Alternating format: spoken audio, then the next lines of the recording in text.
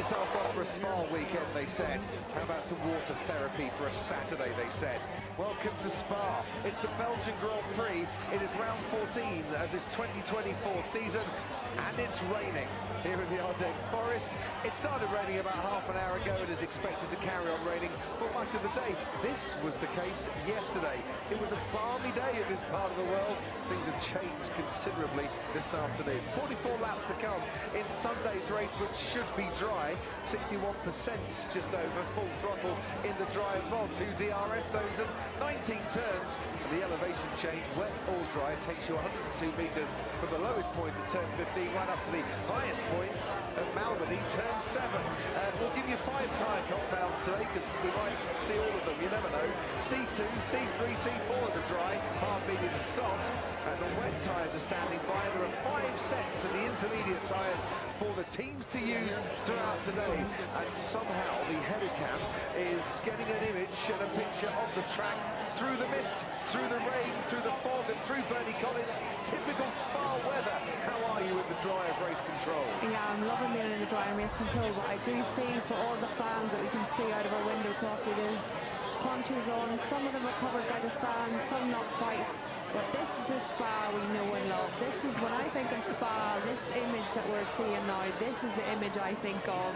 That sort of, you know, real misty rain that really soaks you through. And, you know, often here we have it that you can leave the comfort of the motorhome when you're a team, and by the time you've got to the pit wall, this has appeared. So I think the teams are ready for it. They knew this was coming. This rain has been forecast.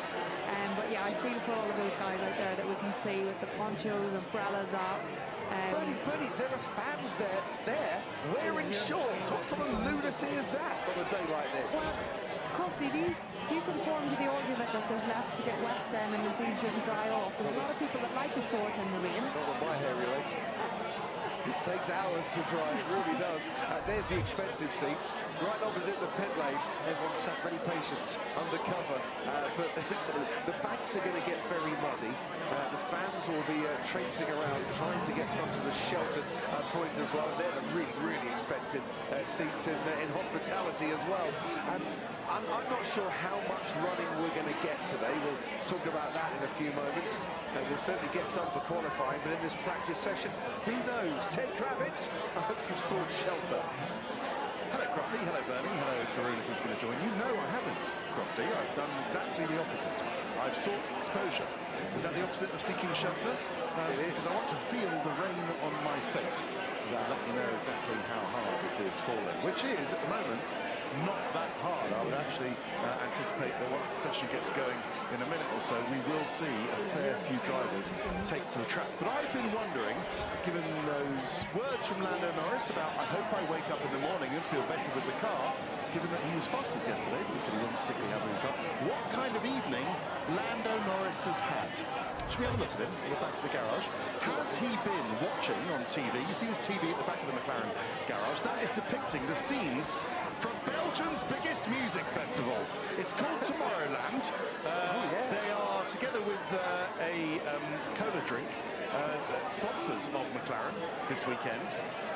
It's the logo on the side of the end plate. And Tomorrowland is a wonderful, quote, a wonderful synergy between music, people and lights.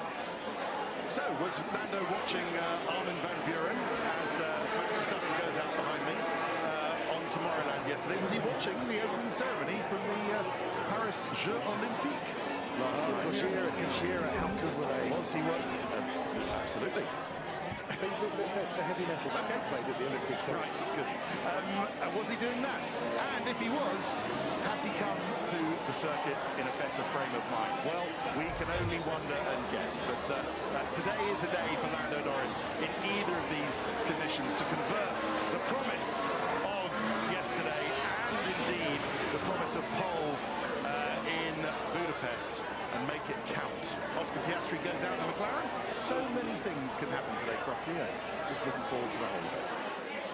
Yes, me too. And I hope Lando Norris doesn't think back to the last time we had conditions like this for qualifying, where he was quite clearly Karun Chandler, the fastest man on track, but then came a cropper at Radion. He did, didn't he? That was a massive shot, 2021 qualifying. Yeah, it's so odd just looking at the weather forecast. So this is our told we've just picked up the edge of one particular rainstorm as we see that Verstappen running down off track at Boulevard. The samples have gone out on full wets. But yeah, it's going to be one of those days, Crofty, where you just, I think, need to stop looking at the radar and actually just try and read the conditions at that time. Because one of the engineers at McLaren will explain to me that to complicate things, there's a bit of a blind spot in the radar. There's a patch of the radar right around the circuit where it's not picking up. We can also confirm we have a big chunk of rain coming in 5 to 10 minutes. And I think this is the sort of thing we're going to have to do, is just react, within sort of a 5-minute window, make sure you're on the right tyre, on track at the right time to do the lap. On board with Daniel Ricciardo at the moment. If you want to ride on board with Daniel Ricciardo, even when we're not on our main feed, you can do so. Just log in with that wonderful QR code there to your Sky Sports app, and you need your Sky Sports ID, or if you're watching on Sky Q, Sky One, Sky Stream, or now, you can use your interactive button with your remote control. Might have been with Max Verstappen when he ran off and made his way onto the runoff asphalt, not onto the ground. You don't want to get stuck there. And this is Oscar Piastri, last week's race winner, of course, in Hungary, the 115th different driver to win a Formula One Grand Prix, having his moments too. There are some on the intermediate tyre, Bernie. There are some on the wet weather tyre, Bernie. I don't know what is the best condition out there. I suppose you've got to leave it to the drivers, really, to decide that. Yeah, it's a little bit of that. Now, there's, again, a few theories going around in it, but starting on the wet tyre, if the condition is very wet, like it looks like out there at the moment, a nice sider lap, you get a view of the track, you make a decision on the next tyre, and most importantly, you don't damage the car for qualifying. That's why they do one lap of the wet. It won't damage it that much. They have 2 wets for this weekend, and if they run it now, that is the wet they carry into qualifying. So that is important, not to damage that wet tyre. Now, the inter tyre that we see teams running now, that inter tyre, as we explained at the very top, Crofty is 1 of 5, and that will go back. So the inter tyre that anyone will run, one of those inters is for free, so you can damage that as much as you want. And the final bit of thing, that radar that we're seeing, that agrees. In about 5 minutes, we do see more rain coming. It's only 2 or 3 minutes now. So you need to get this early run in, a bit of a sider before the heavier rain comes behind, because that's probably going to be too much for your inter. And then you do need to be looking 10-15 minutes ahead to get a plan. Are you going to run a wet or an inter later on? 2 things, Bernie. First and foremost, I've heard Ted describe rain as plinky or plonky. I've never heard it described as chunk before. I've never heard of a chunk of rain coming down. I assume that's quite a heavy precipitation. And secondly, if this was a Friday, teams would get another set of intermediate tyres to run today to go for their allocation. And if they had one back after this session, do they on a Saturday get another one to go 5 into qualifying or not? No, that's right. So at the moment they have 5, but when this session has been declared wet, automatically every driver has to give back one set of intermediate. And that is simply to encourage them to run an intermediate in this session, and the fans that we're seeing in the stands there. I feel like I'm losing hydraulics. The steering's heavy. Checking. Something feels weird. Okay, copy that. Currently looking, we can't see anything.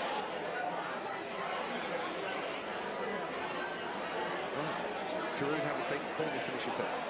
Yeah, so I was just going to say that that's to encourage people to run in this session. So that inter is for free, really, that you use now. But in qualifying, they will only have 4 inters. So they'll have 4 intermediate tyres and 2 sets of wet each. Which they could well need unless we do get that drive hit towards the end of Q3.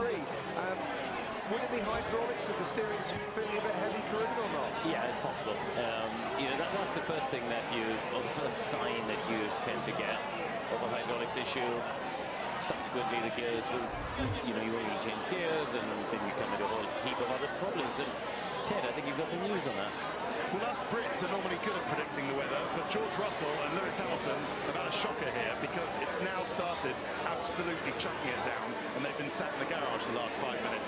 George is just going out on the intermediates. I would say this is just about maximum wetness It's maximum rain for the intermediates. Lewis is going out as well. Mercedes have well and truly missed the window to the better conditions at the start of the session. As has Magnussen. Yeah, as a Magnussen Hulkenberg, he might go to Io Komatsu when he's free and ask why they decided to stay in the garage too. Red Bull RB can't see any issues for Daniel Ricciardo in terms of the sensors and the data, whether he continues to feel slightly heavy steering, I'm not quite sure. And there is the weather radar on your screens. The green bit is where it's not raining. The purple bit is where the clouds come over, and the blue bit is where the ducks are having an absolute field day. Pierre Gasly is going well. Heavily revised Alpine for this week with plenty of upgrades on it. Lando Norris goes second fastest behind Max Verstappen with a fastest time of 2:01.5. Last year, FP1 was wet, wasn't it? We had a 2:03.2 by Carlos Sainz as the fastest time there. It was a sprint weekend, of course, last year, and it will be a sprint weekend here next year as well, I do believe. Gasly goes second fastest, 1.6 seconds off the pace, then one bar. Magnussen and Sainz is out on the track, currently including this man. Happy Norfolk Day to Kings Lynn's George Russell. Expect this heavier rain to last 10 minutes. Okay, that's a good bit of intel. We've got plenty of time, isn't it? If the weather does ease, then it might just come back towards the likes of Mercedes, who haven't yet done a lap, and they get better conditions. But the trouble with lap time comparison stuff is how wet is wet. It's tricky, isn't it, to just judge. And also here at Spa, we get different amounts of rain in different parts of the track. So you kind of just have to read the lap times in terms of comparing in this session at this moment. And let's say Verstappen's most recent lap, 2:01.5, looking pretty handy compared to everyone else. Somewhere in between at the moment, wetter than an ox's pocket, but not as wet as a salmon's duvet, I'd say. Good. Salmon's duvet. Yeah, well, that'd be really wet to be under the water, wouldn't it? Is an otter's pocket not? Not always. Never heard that before. A salmon's duvet. Yeah, depending is floating on his back or the otter, that is. Take us through this lap crew. George Russell, how wet is it for him out there? Oh God, thank God we can end this madness. You could just see the stream of water coming off the rear of that Mercedes as he goes downhill. This way you have to be careful with aquaplaning, and he gets a bit of a snap there, just at the middle part of Eau Rouge before you go to the top of Radion. And that's where we saw Norris have a shot, just get some aquaplaning water underneath the flag. Up at the top, and it's amazing, look at the amount of water on track, and in these conditions, Crofty, they are still doing 180 mile an hour at the top of the hill, 286k for Russell, 300k for Hamilton. So yeah, super commitment still down at Boulevard. He's using the tighter line, which is a little bit surprising. We've seen a lot of people use a wider line there and again in the Jackie Hicks corner, but George favouring the slightly more conventional line. Something still feels weird. Understood, box. They're choosing not to take any risk, leading him on track there for Daniel Ricciardo. At the Fanny chicane, again we see multiple lines here. Most people favouring the wider one, apart from Russell, who is still sticking with the more conventional dry lines. He is obviously very good here. We know in wet qualifying. Think of that lap he did in the Williams to go second fastest in 2021. But the conditions are miles away from when Verstappen did his lap time. I wouldn't be surprised if you see Russell box at the end of this lap. And that's the view, riding from the onboard camera. And just imagine what it's like from the driver's perspective there. So what happens, because of all the trees around here, crew, as you know well from driving this circuit, the rain and the mist just hangs in the air, doesn't it? Even if there's no car anywhere near you in front, you're still driving through a fog of fine water. Yeah, it is so tricky for visibility around here, because you do just get a lot of standing water. I think because no part of the track is actually flat, apart from the start-finish straight, you get a lot of these rivers flowing from one side to the other, and it just creates these massive streams that you have to go over and create a spray. So Daniel Ricciardo back in the garage, and you were completely correct. George Russell did box at the end of that lap. Well, imagine if you're coming out again for the next few minutes, you'd be on the wets. His Lando Norris on the going off onto the gravel. I mean, no real harm done there, but it is so treacherous currently. Yuki Tsunoda, another one. They went off into the gravel. They wanted to just check the underside of his RB a little. I think they're all going to sit in the pits for a few minutes on and just wait for this shower to go. If that's what we've heard a couple of teams say on the radar, we're going to get a flag. I think Lance Stroll had a moment at the top of Radion. And we've got a red flag. That is the moment, and it is Lance Stroll, and he's lost front wing, and he's damaged left side suspension on his Aston Martin. And when we saw the double yellow, we could see Stroll just slowed down at Radion, and now we can see that he's hit the barriers.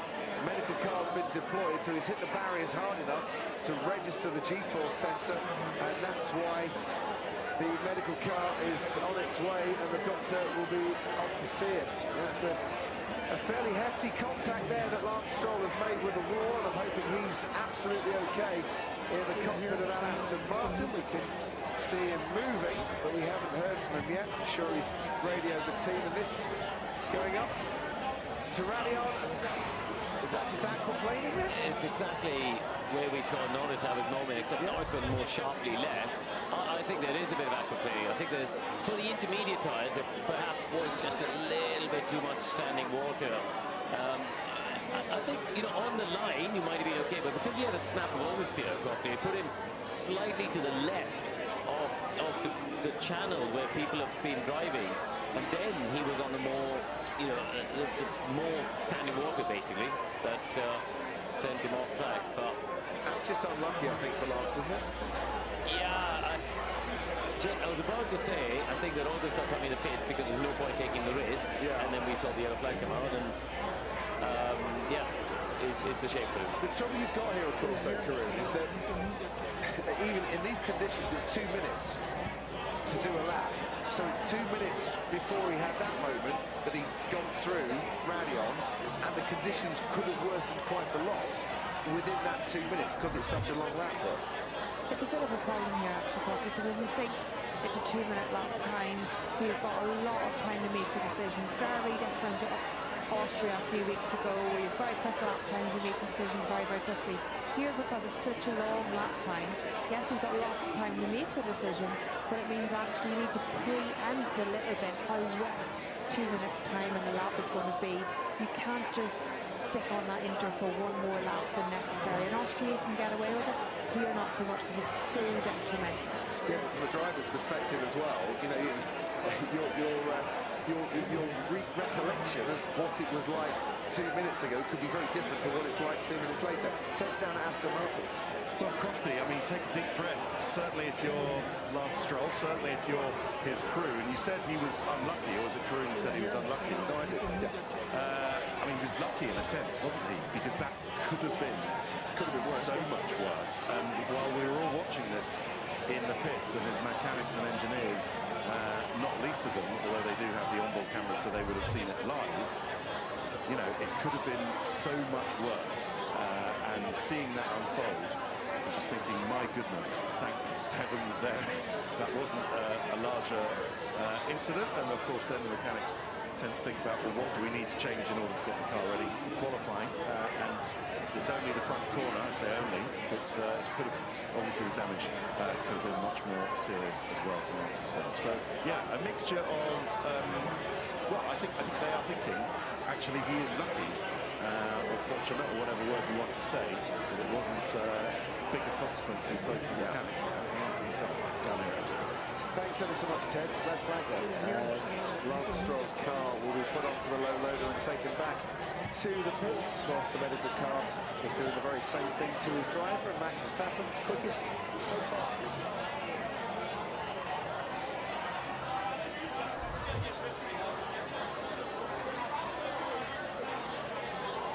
It seemed inevitable that someone would have a brush with the barriers given the conditions out there. Riding on board with Lance Stroll, rain hanging in the air over one curve fine. There's no curve involved. And he gets that understeer, aquaplanes, and then loses it. At Radion, spins around and now makes contact with the barriers. That's a horrible feeling, Coffee. When you get over the curb and you know you're just waiting for the bang. You're sliding, you're trying to catch it, but you kind of know there's a bang coming, and it's just a question of which angle, and hopefully I get away with it. I had a similar shot. I remember actually sticking back in a sports car race. Same thing at Eau Rouge. Again, water got underneath it, and you are across that runoff area. You are just a passenger at that point. There's no way to slow the car down in time to before you get away, before hitting the barrier. So, yeah, it's a miserable feeling that I can empathize with. Yeah, everything goes quiet as well. Yeah. As you're spinning around. And the famous old track has gone very quiet at the moment because everyone's back into the garages, and the red flag will continue to show until Aston Martin is delivered back into the pit area. Carlos Sainz, one of two drivers that hasn't gone out in this session. And the rain, I'm just looking out the commentary box window, continues to fall. But I'm not quite sure it's falling as heavily as it was a little while ago. No, it's not, but I think it's falling enough that even if the track went green, I think people would hesitate to go back out at this point, because it is... you just don't want to risk that, right? We got 2 and a bit hours for qualifying. You don't want to risk damaging the car too badly. Lewis, I mean, he'd be out there probably driving anything tightly right now. Well, it's a mini moat. Yeah. Last year in Zandvoort, it was a lot wetter. Yes. And he did rather a fine job standing in for Daniel Ricciardo, as he did after Ricciardo had his broken hands. For what, 70-mile-an-hour crash, I think it was, wasn't it? Trying to avoid Oscar Piastri. Just to come in on the radar a bit crafty, because this is going to be my job for the day. Sorry, we're 18 minutes into this session. This is the first time you've mentioned the weather radar. Is it? What's taken you so long? Well, the thing with the radar here, as some of us may know, is it just changes behind you. Yeah, So forget your radar. The cows are standing up. That means the rain's stopping. I know that some of them sat down. It's stopping, but there's more coming. 5 minutes is going to be heavier rain, as heavy as we've seen in this session, for around 5 minutes. So still building on the radar behind. So indecisive cows. How on earth are we going to tell what the weather's going to do? They should either all be standing or all be sitting. That way it's fine. My cow weather knowledge isn't strong enough to comment on this.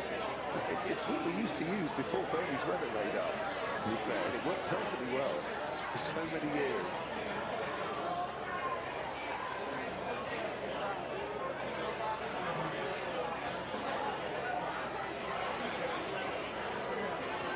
Welcome back to Spa, where in a minute's time the session will resume. We're currently under a red flag after Lance Stroll hit the barriers at Radion, damaged the front left suspension on his Aston Martin. We'll try and get Ted down to Aston Martin to get a status report as to whether it's a big job or a little job to fix that. You know what I've noticed during this red flag? It's raining. Yeah. Also, in the grandstands opposite us, we've been used to in recent years just seeing a sea of people wearing the Verstappen orange shirts. Is it a different shade of orange? Yeah.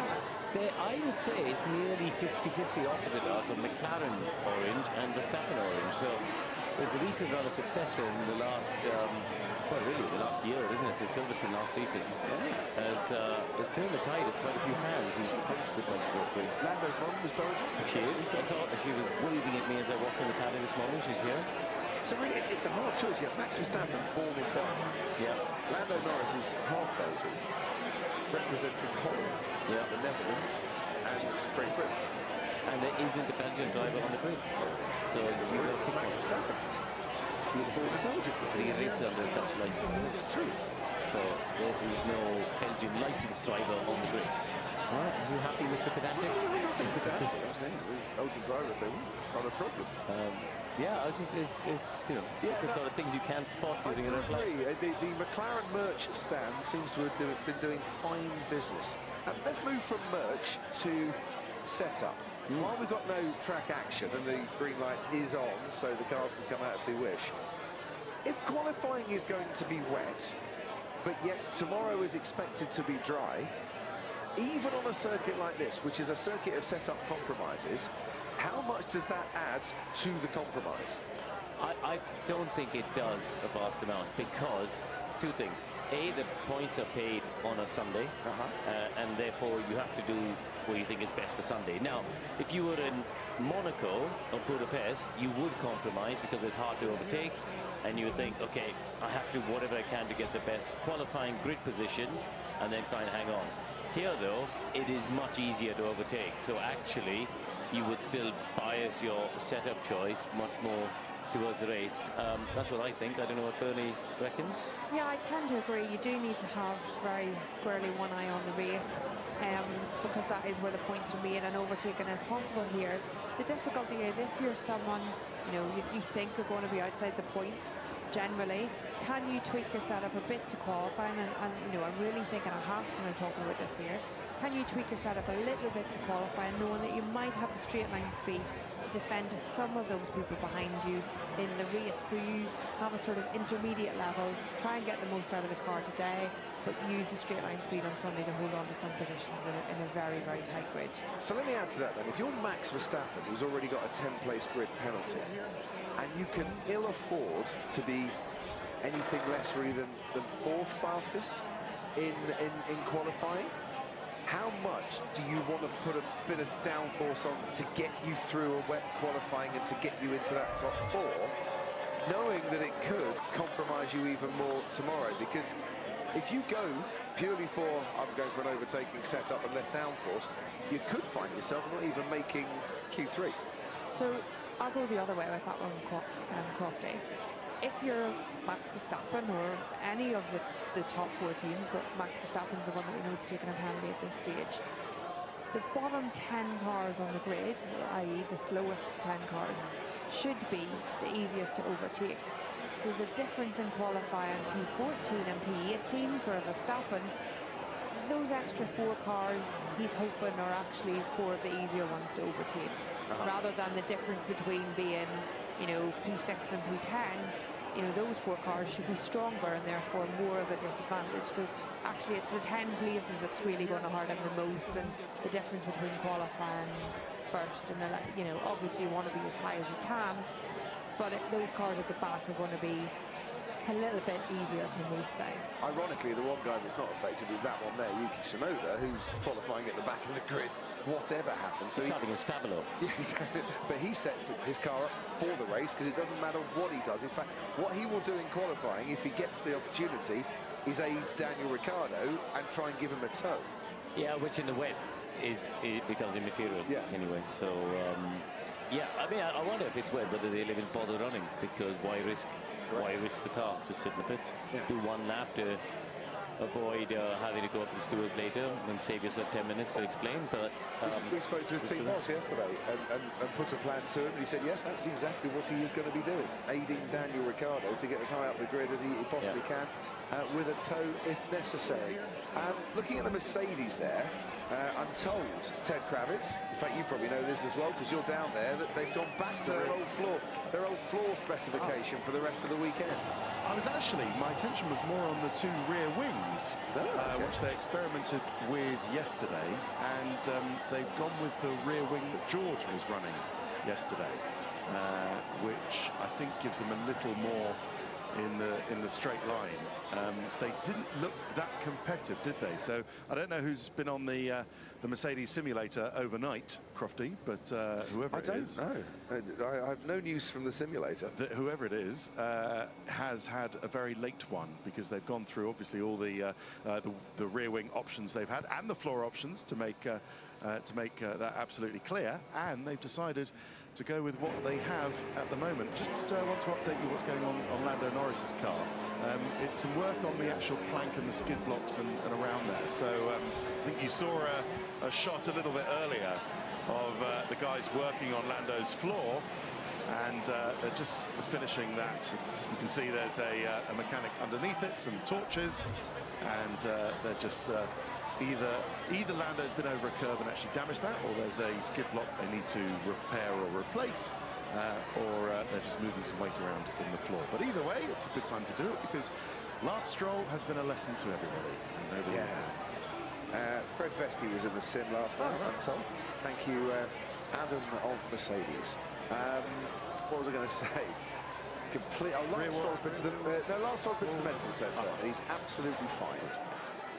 I'll come in a little bit on watch again, Crofty. I'm sure Ted will back me up. Yeah, this is the best day for you. It's the best day. Ever. It's the best day. But, well, it's the best day because I'm nice and dry. Blessed Ted down there. But this is the heaviest rain we've seen now. It's really hitting the track. I think you can see it out the window on the start-finish straight.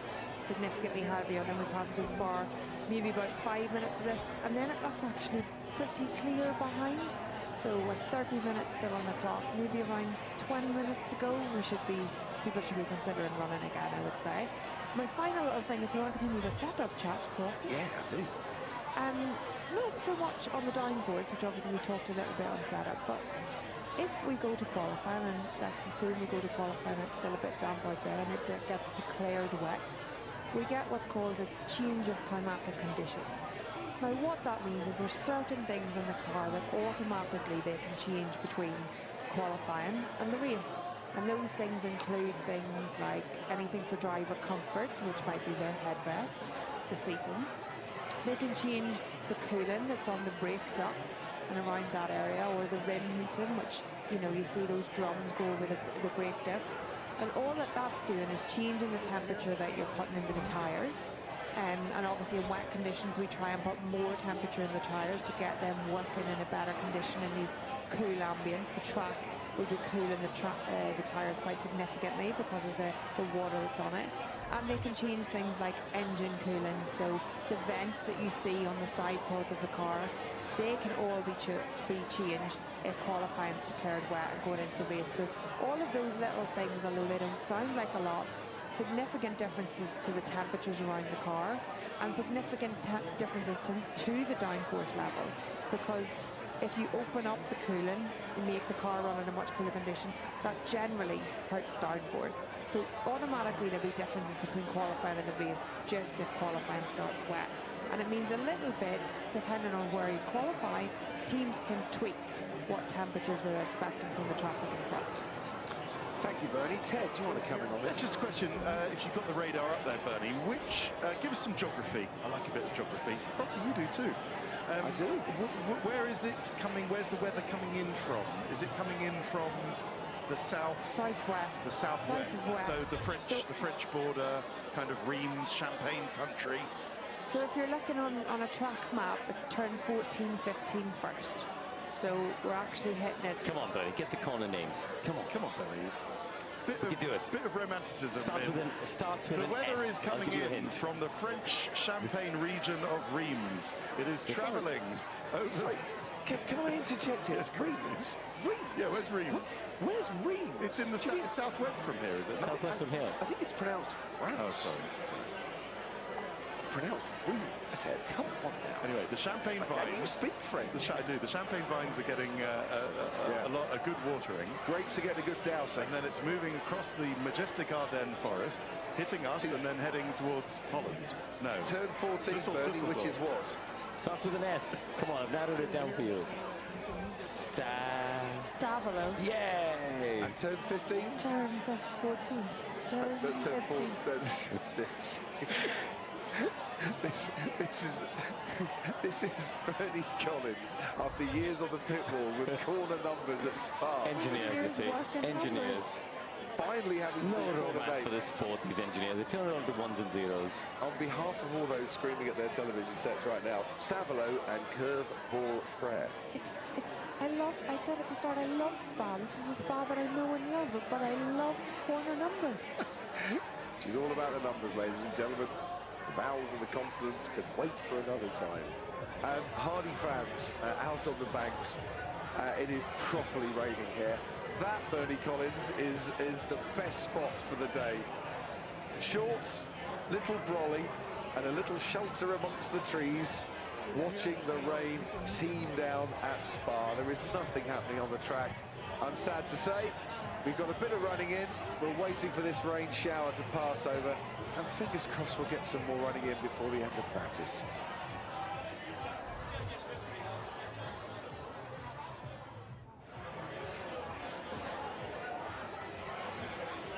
I'm intrigued, Bernie.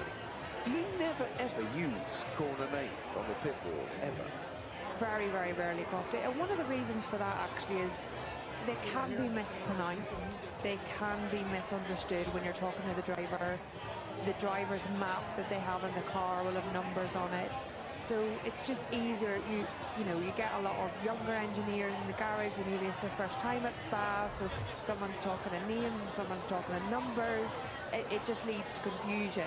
I guess the only, and we should really do this on a week that Jensen's here, the only difference to that is the first year in 2014 when I was working with Jensen and we went to Silverstone. Obviously Silverstone previously had a different layout where the start-finish straight was in a different position. So that weekend I was working in corner names, corner numbers and old corner numbers. So he would say old turn 1 or old turn 2. And then, as my first time running a car in Spa or in Silverstone, I thought this is way too confusing for what my mind is working at. But it just helps, you know, the communication. We'll try and keep it clear and short. So, you know, turn 1 or 2 is a lot easier to say than the corner names, and less misunderstanding because there's a lot of different nationalities across the garages, the pit lanes, back to the UK or wherever bases, so it just eases confusion. It makes perfect sense. Yeah, in engineer world. But you're not going to let me have it. No, of course not. Because Karun lives to feel and breathe the soul of this sport with corner names. Yes, Karun lives in the years and the pages of historic motorsport magazines. Yeah. And write them. I live in the here and now. Yeah, exactly. That's why we've got you both on duty in the commentary box. We span the ages, to be fair. I tell you what, Crofty, you know some bad news? Oh, God. Since there's nothing happening on track, England are 94 for 5 in Birmingham, where it's not raining. Dear. It wasn't a good end to the day yesterday. It's not started well, has it? Although the series has already won. Did you know the reason, speaking of, you know, days of the past, the reason I thought of it is Ken Tyrrell, the boss of the Tyrrell F1 team, the World Championship winning team, used to get the cricket score on the pit ball. Did he really?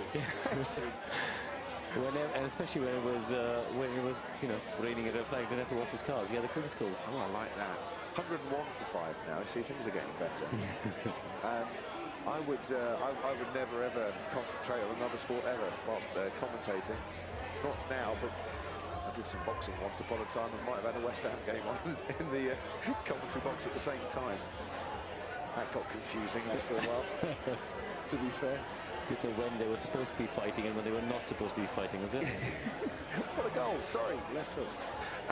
Just under 26 minutes to go here. This is just the worst, to be honest, because only 2 sets of wet weather tyres. The teams aren't going to want to, A, use those in case they need them during qualifying, or B, run the risk of getting out there on a track where standing water is beginning to gather, as you can see.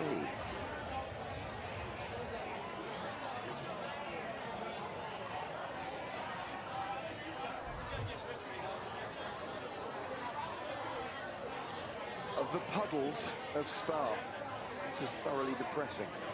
To be honest, we came here hoping for plenty of action on the track, and what we've got is a second red flag.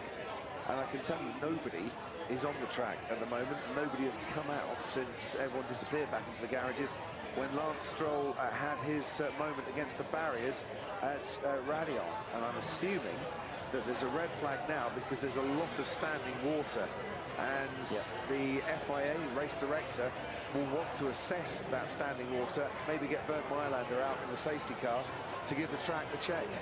Could also be with that mist and fog we're seeing, the helicopter can't take off to go to the hospital, the medical hospital. That is another possibility, yes.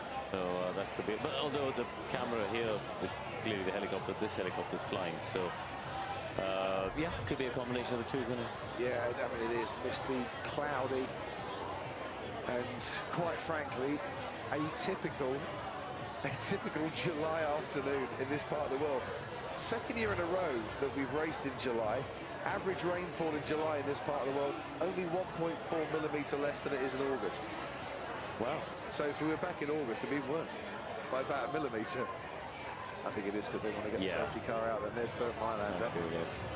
It's the medical car rather than the safety car as well. But Bernd Mailander was out there as well. Ted, down to you. Thank you very much, Crofty. Yes, we've come to the end of the pit lane because we have the Aston Martin of Lance Stroll returned to the pits, and all credit to the cherry picker crew, the recovery crew, because they've got their own cover to actually cover up all the damage. So what we can see is that the front wing obviously is broken, the front left corner is broken. We know that already from the coverage that we had. We'll see whether the left rear corner has come off as well. But to your eyes, guys, did it look more or less intact? The rear corners? Yeah. To be fair, it looked like it was front left only that took the hit. Yeah, well, that's certainly what I'm seeing here. But I think the Aston Martin mechanics, as you can see, once they get that down off the recovery vehicle, have permission now just to put it on those dollies that you can see the mechanic just on our left-hand side here. There's a chap with the fans with his immediate his back to us, and then one with the little dolly wheels, and I think they've been given permission to actually, given that it's not a particularly busy pit lane at the moment, they'll be helped by the pit lane marshals, who are coming with a few yellow flags to warn any cars coming out that there is a recovered Aston Martin coming back to the pits, that they can actually get on with the work now, which is great news for that team of mechanics on that side of the Aston Martin garage. Thanks, Ted. You know it's depressing when the when the director puts some highlights of FP3 on the screen, and it starts with people putting their umbrellas up. That's a highlight. Bernie Collins, to you.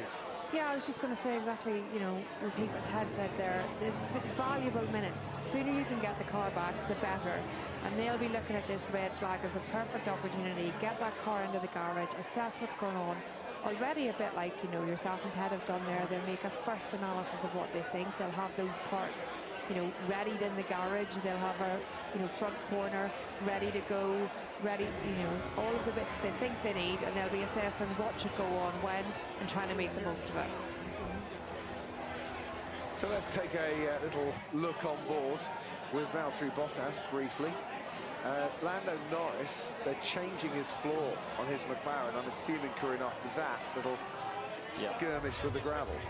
Yeah, it did look that bad, actually. We saw worse yesterday with his teammate, didn't we? Just running the plank on a couple of corner exits, so maybe just a bit of precaution, or the stones have done a bit of damage. This RB was running wide the same place as well, up at Malmedy. I've just seen the medical car fly past the comedy boat, Crofty, and the streams of water coming off the tyres indicate it is the right decision to red flag. I think it would be too risky for the cars right now. Yeah, they red flagged it 5 minutes ago, as we said. And the rain is just absolutely teeming it down at the moment. This is the cause of the first red flag on the run down through Eau Rouge and up to Radion, and that's where Lance Stroll lost it. Yeah, just didn't really have much chance to react. He tried to catch that first snap of oversteer, but I think that there, see, snaps there, that puts him offline, and then at that stage you get the pendulum effect, and it goes one way, then the other, then onto the runoff area. And at this point, he's just completely lost all grip and control. And came to a very slow halt before picked up by the low loader.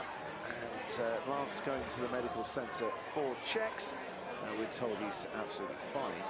And the car is back near the pits. And I don't know if it's been delivered back to the Aston Martin garage, but now it seemed like a very good time to do. Oh, there it is. It's off the low loader.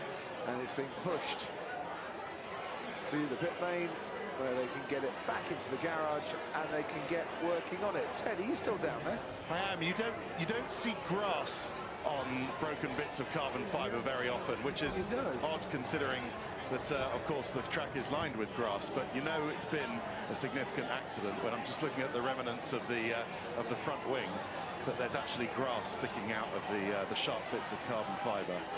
Just looking at the rear wheels, the rear corners, and to me they look plumb actually, Crofty. They look fine.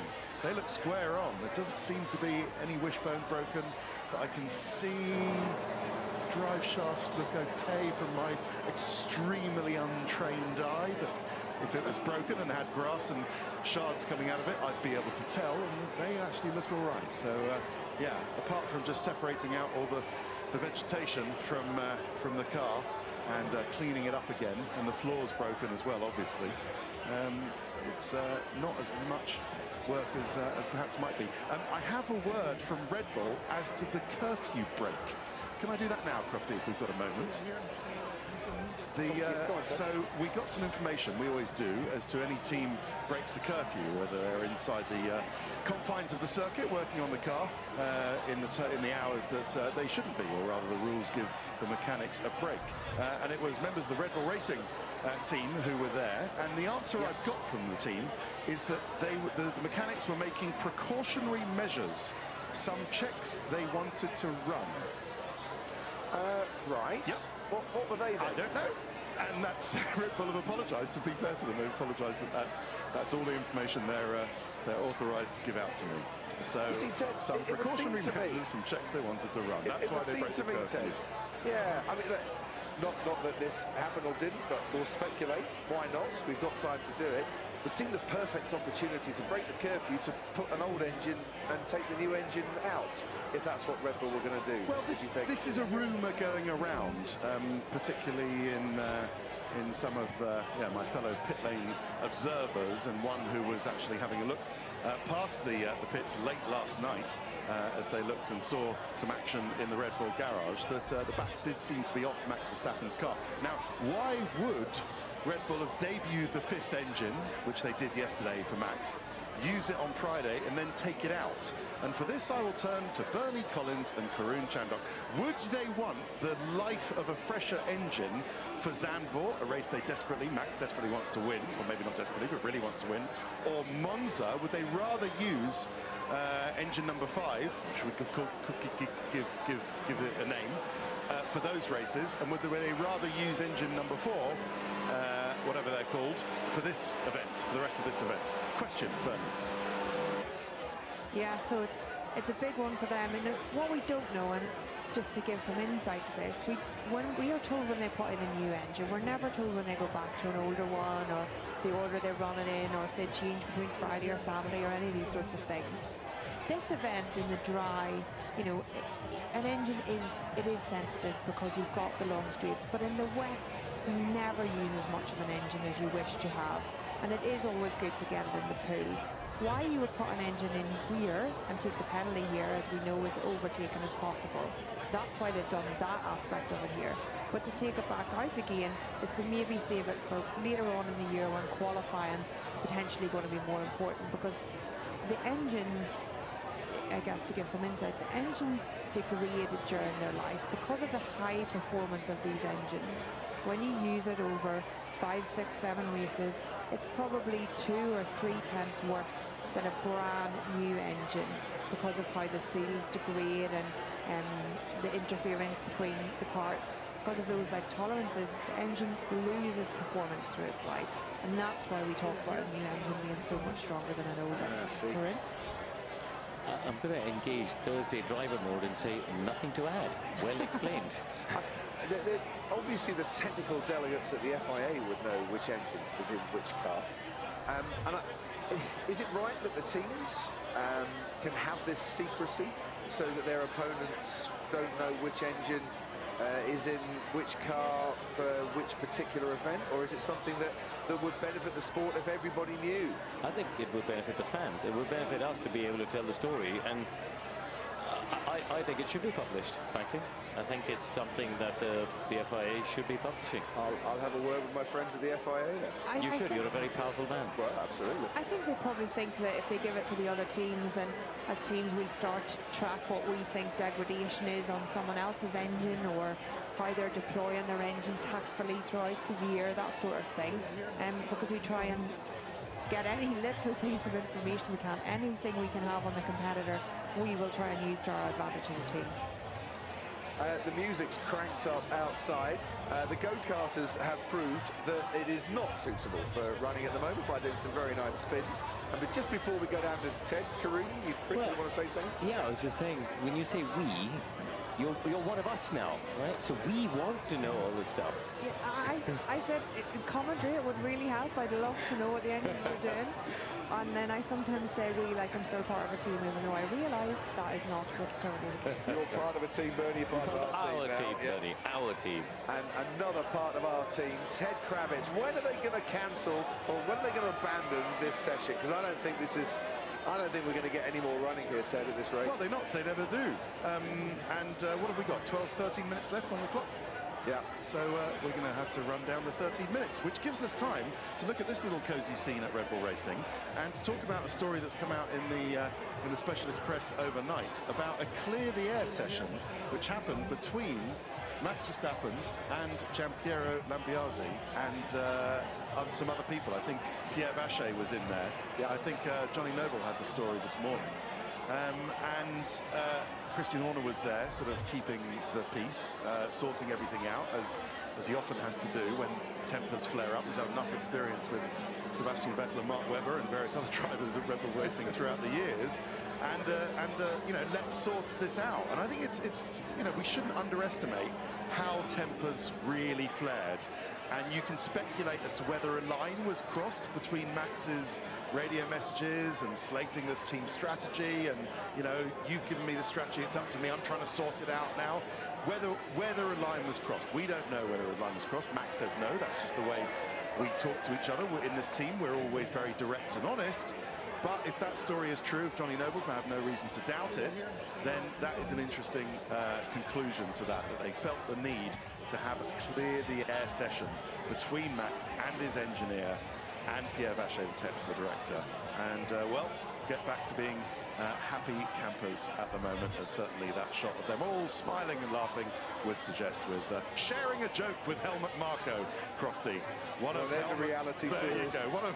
One of Helmut's little jokes in the middle of it to lighten the scene. And that's what we go back to, as my thought about whether this was a race they really need to win. I know this goes back to my waffle bet with Karun, but just for team stability and kind of psychological balance. That was why, Karun, I was thinking that, you know, Red Bull really need to win this race, just to underline that, you know, they've had this clear the air session and they're back to winning ways. That's why I think they're going to be so motivated to win tomorrow. Kareem. Whether they can or I don't know. Yeah, whether they can. I still think, Ted, and I mean, I'd like to get, you know, all of your takes on this, but I was watching at home. I wasn't in Budapest, and I was waiting for Christian Horner to get on the radio as a team boss and say, "Okay, Max, we get it. You're upset. It's not worked out. Just calm down." You know, I was surprised, and we've heard it in the past. I mean, I go back to Malaysia. When was Monty 21? 2013, and he got on the radio that day with Seb, didn't he? He said, "Come on, Seb, this is silly." Not that Seb listened, but we've heard Toto Wolff get on the radio when Lewis was unhappy. We've heard Gunther Steiner getting on with Kevin Magnussen, and I just felt to protect the engineers and the strategists, you know, it would have been. I felt it would have been something good for Christian to do, and just try and calm the situation a bit. Don't you agree? Yeah, I agree. I sort of felt that, like, a little bit, that would have been the voice of reason, that higher voice that just reset everyone. I've been in many situations where obviously tempers get frayed, but it's very difficult, having been on the pit wall side of that, to be getting this very one-sided public response from a driver that you can't obviously in that moment respond to. The response needs to be done behind doors as to why certain decisions were made. but it's very public, the criticism of you in that role, and your defence is very private, and that's often very hard to manage, to keep everyone motivated to work together as a team, particularly when the race isn't over. You've still got big decisions to make. You've still got big decisions coming at you quickly in that race that you want to get right. Ayo Komatsu is with us on the pit wall down at Haas. We're looking at Yuki Tsunoda just getting strapped into his RB. Ayo, do you think we're going to get any more running in this session? It's tricky because this rain hasn't really stopped that much. So if it continues like this, you know, it just even running on the freeway, it's a risk. So considering it's 9 minutes remaining, I think doesn't look very good. Now, you got Nico out for 3 laps. Kevin sat in the garage during the early part. Did you expect the rain to kind of blow over a little bit, or was there another reason why Kevin was a bit delayed getting out? Yeah, no, to be honest, we wanted to get both cars out straight away, and then there was a bit of delay. Kevin had a bit of issue on the car this morning, so we had to do some extra work, so car wasn't ready. Then we missed the chance to run Inters. So, yes, that wasn't intended. And just looking ahead to qualifying, is it too hard to predict what the weather's going to be? I mean, what we don't want is to get to qualifying and we have this situation, right, where we're all just sitting around looking at an empty track. So, come on, give us some good news. Well, obviously it's Spa, so it's pretty hard to predict the intensity of the rain precisely. But yeah, we're expecting some level of wet qualifying. So yeah. The fans are starting doing the conga already. They're trying to have a good day. What would be a good day for you when it comes to qualifying? How do you set your car up, and what are your targets for a day like today?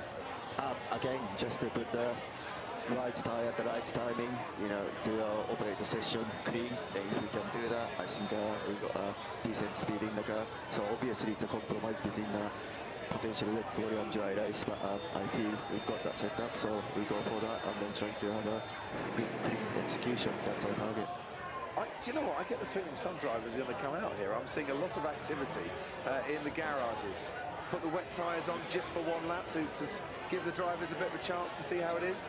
Yeah, absolutely. You know, the truck, they open the truck and then we will go out on the freeway just to check the car and balance. You've had nothing from the FIA yet, though? To say whether the red flag's going to stop? No, not at this minute. Ayo, thanks ever so much indeed. Let us know if you do get anything from the FIA. Technically, all the drivers can get the cars if they want, but they can't go out on the track because we have this red flag. It's a red flag because of the standing water. The medical car went round, did a couple of laps, came back in again, but I've got the door of the commentary box open to look over towards the run down to Eau Rouge, and I can see the main straight through the window. And whatever way I look, Bernie Collins, that rain is absolutely teeming it down still. Yeah, it should be starting to ease off now on the radar. Obviously, I can't put my hand out, but we have a man on the field who can. Oh. But I think that now they would be able to run on wet, and the thing is, they would take more risk, obviously, in qualifying. They're prepared to do it at this stage of FP3 for sure. But this is their chance to get out on that wet tyre, get a final sight of the lap. And the best way to dry a track, Crofty, is... get all the cars out there. It is. Most expensive hoovers in the business, to quote Martin Brundle. Down to ground level, Ted Kravitz. That is, of course, the wrong answer, David Croft. The quickest way to dry a track is one of those jet engines that they have in America that they put on the back of a pickup truck. We've got any of those? No, I haven't. So you were right. The best way to dry a track in Spa today is that. But those jet engines they put, come on, Bernie, you know the ones. They put on the back of the truck. Indy. The sound they make is just sweet enough. It was amazing. Amazing. Right. A couple of things from down here. First of all, Bernie, you were saying yesterday about how this whole pit lane is on an incline and how there's a bump going into a lot of pit boxes.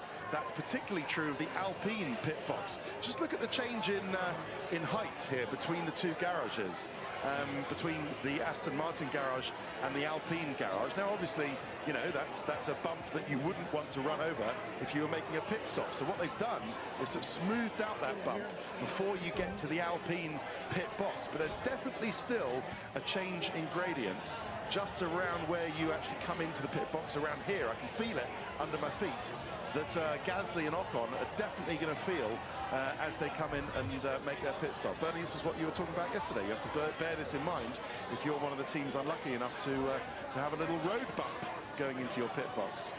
And the big thing about that, Ted, is often it means that you lift one wheel off the ground coming in. So you actually come in a bit on 3 wheels into that pit box. Yeah. One other thing I've spotted down here, Crofty, is a very nice message from Ferrari to the Italian Olympic team saying, let's go, it says on the side, Olympic Team Italia with a little logo. So I guess you can have that if you have an Italian national team. We don't have a British national team, although there is a Union flag on the front of the Aston Martin, but maybe we should take this opportunity to wish everybody at Team GB, and in fact all the Olympic teams around the world, the best of luck in the next 16 days or so. Absolutely. Looking forward to watching some of that. RB had their own Olympic finish line in the paddock as we came in this morning. They were encouraging people to run up to the line. To be honest, I just walked from the TV compound. I had no strength left in me to run whatsoever. But people were enjoying that. And it has to be said, Karun, the start-finish straight at the moment resembles the site of the opening ceremony last night, quite frankly. Well, at least the flags are the right way up here. That's good. Yeah, what a mistake to make. Bernie, you need to go to the paddock. I hope someone's got you a brolly. Yeah, we have. Excellent. So, what is impressive, by the way, is the grandstand right opposite us. His first 3 rows don't seem to have roof cover, yet they have a roof. These hardy fans, hats off to you. Well, hats off for protecting themselves. And ponchos. But they have not moved despite seeing no Formula 1 cars on track for what, probably 35-40 minutes? But could be a bit of hope here, because just flashing up, yeah, on the timing page, track clear.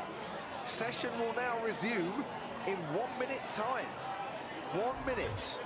And they're all going to come out for a lap on the wet weather tyres. Well, a lot of them are, I would imagine. Yep, Ferrari straight out there with Carlos Sainz. Hasn't been out on the track in this session. So it absolutely makes sense to give him a bit of time. It's very tight, won't it? Because actually they'll only get 2 minutes of time, and the out lap is longer, so nobody will do a time lap. No. You'll basically go past the pits and come straight back in. So it'll just be basically an out, check a flag lap, save all in one. But I think it's good for the drivers.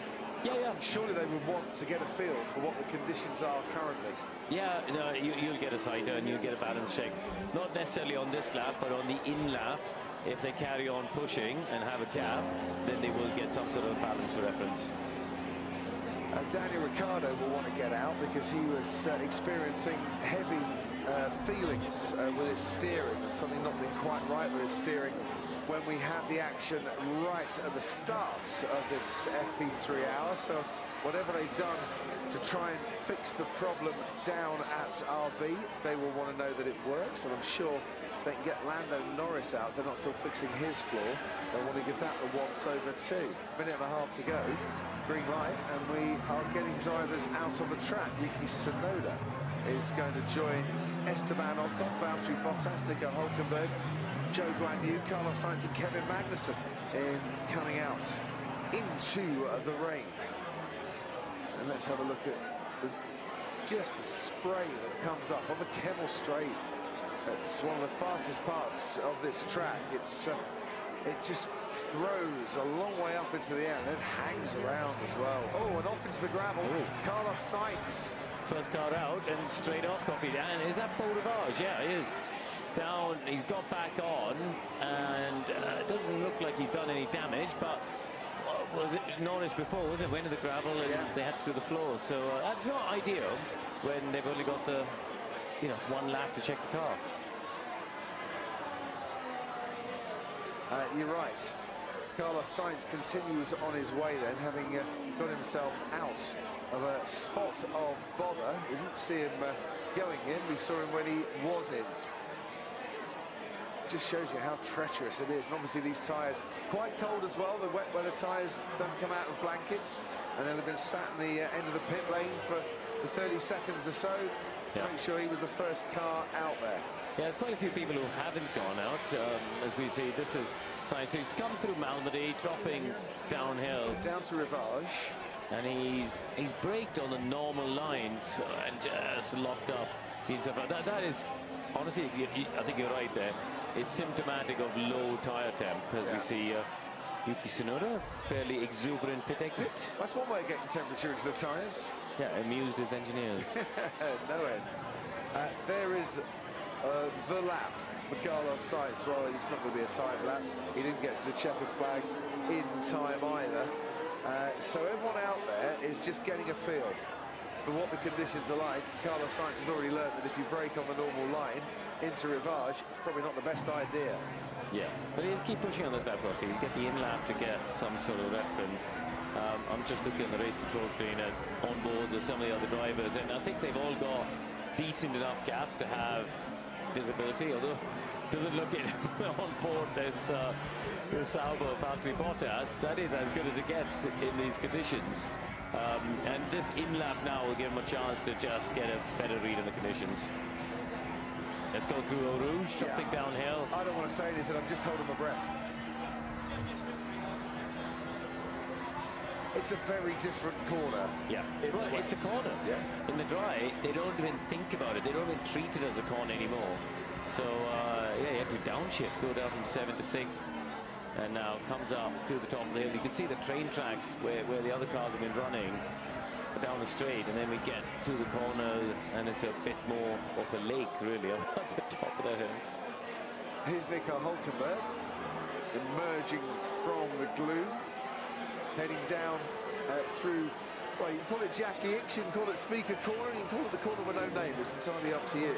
I prefer no-name corner, but people tend to get upset if I call that. So I'm going to go with Jackie X.